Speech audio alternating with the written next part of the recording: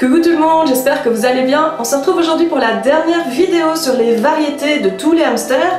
On a déjà vu toutes les couleurs, les poils, les marquages des Syriens, on a vu les Campbell, on a vu les Russes, on a vu les Roborovski, il nous reste donc le hamster chinois. Alors, avant toute chose, je sais qu'on n'a pas encore fait la vidéo explicative sur le hamster chinois, je sais qu'on traîne avec ça. On voulait vraiment vous la faire à deux comme on a fait toutes les autres espèces, comme vous le savez, Mélo a déménagé un petit peu plus loin, donc on se voit moins souvent, donc c'est très compliqué. Je vais peut-être vous la faire toute seule, comme ça vous l'avez quand même assez vite. Voilà, alors, les mutations des hamsters chinois, ça va aller très très vite parce que malgré que ce soit un hamster qui était pas mal travaillé, il a notamment été travaillé au niveau des laboratoires parce que il faut savoir que le hamster chinois c'est le premier hamster qu'on a prélevé dans la nature et utilisé dans les laboratoires. C'est vraiment le premier hamster qui a été domestiqué et finalement c'est celui qui a rencontré le moins de succès, celui qu'on voit le moins aujourd'hui, peut-être parce qu'il ressemble un petit peu à une souris, je ne sais pas du tout. Mais bref, donc ce hamster est le moins reproduit et donc comme je vous l'ai déjà dit, moins on reproduit un animal, moins on a de chance d'avoir les mutations qui pop spontanément et moins on a de chance évidemment de pouvoir travailler ces mutations et les stabiliser. Donc du coup le hamster chinois n'a qu'une seule couleur, c'est la couleur agouti. Donc la couleur agouti, vous commencez un petit peu à savoir ce que c'est la couleur avec laquelle il va pouvoir se fondre dans son environnement. C'est souvent dans les marronnés, noirs, gris, etc. Chez le hamster chinois, l'agouti ressemble assez fort finalement à ses cousins, les hamsters russes ou les hamsters de Campbell. C'est vraiment une couleur dans les gris-marron avec le ventre plus clair. Il est plus dans les gris que dans les fauves roux comme le hamster de Campbell. Vous avez évidemment les yeux qui sont noirs, les oreilles qui sont grises. Ça ne change pas, quelles que soient les espèces, c'est toujours la même base au niveau de l'agouti. Alors, cet agouti, c'est vraiment la couleur que vous verrez le plus, si je peux dire, parce que vous ne voyez pas souvent des hamsters chinois, mais quand vous voyez des hamsters chinois, c'est la couleur que vous voyez le plus, évidemment. En même temps, c'est la seule couleur qui existe, mais on va y revenir.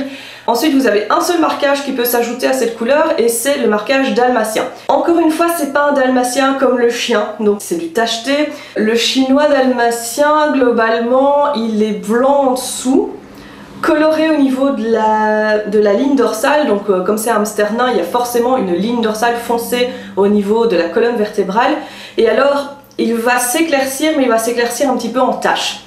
Ça c'est vraiment le dalmatien classique, le gène dalmatien classique qu'on trouve actuellement beaucoup, qui est pas mal travaillé. Si vous avez deux fois le gène dalmatien, donc c'est un gène qui est dominant, on y reviendra dans la partie génétique, mais si vous mettez ce gène deux fois, donc que les deux parents sont dalmatiens, vous avez une partie des bébés qui va être blanc aux yeux noirs, donc le fameux BIOU, on est toujours sur la même chose. Vous allez, si vous commencez à comprendre un petit peu le principe, la partie génétique va aller beaucoup plus rapidement. Donc ce BIOU en fait c'est simplement le double gène dalmatien si vous voulez, pour faire simple, pardon pour les puristes, qui va faire qu'au lieu d'avoir que le ventre qui est blanc et le dessus coloré, vous allez avoir tout le hamster qui va être blanc, les yeux vont rester noirs puisque la base en dessous, la couleur de base en dessous du blanc reste de l'agouti. Blanc aux yeux noirs, dalmatien, agouti, c'est vraiment les trois mutations que l'on voit quand on voit des hamsters chinois, principalement de l'agouti, un petit peu de dalmatien et du BIOU, beaucoup moins souvent, mais ça arrive. Alors il reste deux mutations qui sont très peu travaillées, qu'on n'a pas encore beaucoup pu étudier, qui ne sont pas définies correctement. Si tout ce genre de trucs vous intéresse, n'hésitez pas à me le dire. De temps en temps je ferai des mises à jour. Alors de temps en temps ça voudra dire peut-être une fois par an, je vous ferai des mises à jour avec ce qui a été trouvé, ce qui a été observé, etc. Donc il reste deux mutations. On suppose que c'est des mutations et pas des modifiants des autres mutations, mais enfin bref. Vous avez du vrai tacheté, donc c'est-à-dire qu'au lieu d'avoir cette espèce de bicolore comme le dalmatien de base, vous avez un autre tacheté qui est apparu avec des taches beaucoup plus délimitées, qui ressemblent déjà plus au mottled chez le Campbell par exemple. Donc vous avez vraiment des taches délimitées sur le blanc, donc c'est déjà fort différent du dalmatien qu'on a actuellement chez le chinois.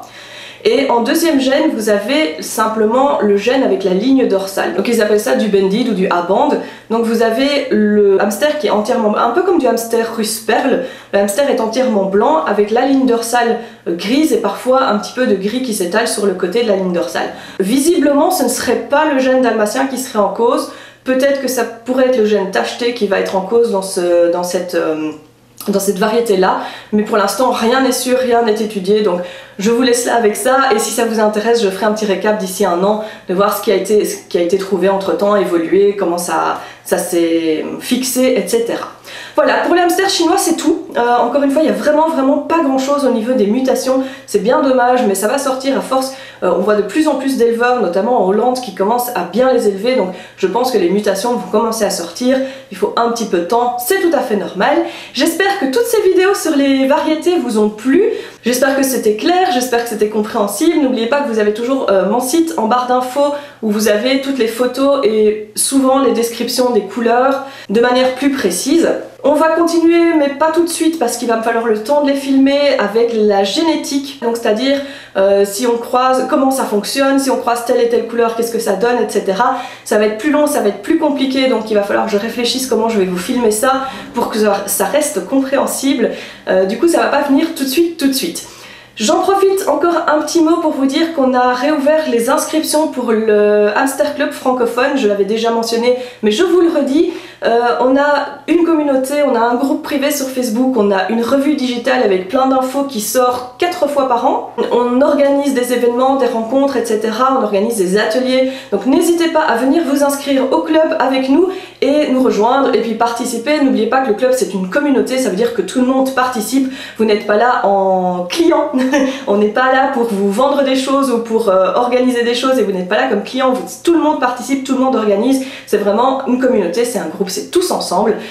Si ça vous intéresse, le lien est toujours en barre d'infos et vu le nombre de commentaires qu'on a eu à ce sujet, j'en profite pour vous rappeler que les liens vers nos élevages sont également toujours en barre d'infos. Ça ne sert à rien de nous contacter sur l'adresse de la chaîne pour avoir des infos sur nos élevages. Je vous rappelle que nous sommes 2 et qu'on ne répond pas de toute façon à ce genre de messages sur le mail de la chaîne. Voilà, n'oubliez pas comme d'habitude de nous liker si ça vous a plu, de mettre un petit commentaire et de vous abonner si ce n'est pas déjà fait. On se retrouve très vite. Ciao ciao.